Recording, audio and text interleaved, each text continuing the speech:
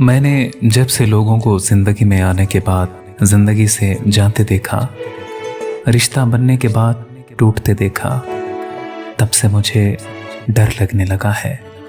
रिश्ते बनाने से पहले लोग आपकी जिंदगी में आते हैं।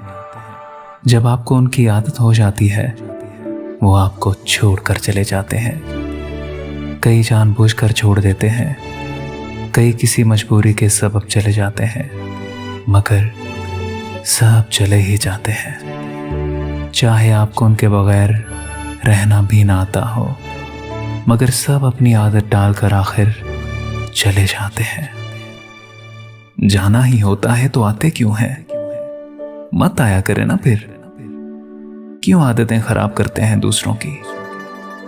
इसीलिए मुझे रिश्ते बनाने से डर लगता है। बंदा अकेला हो तो ही बेहतर रहता है। तन्हाई ही अच्छी साथी होती है।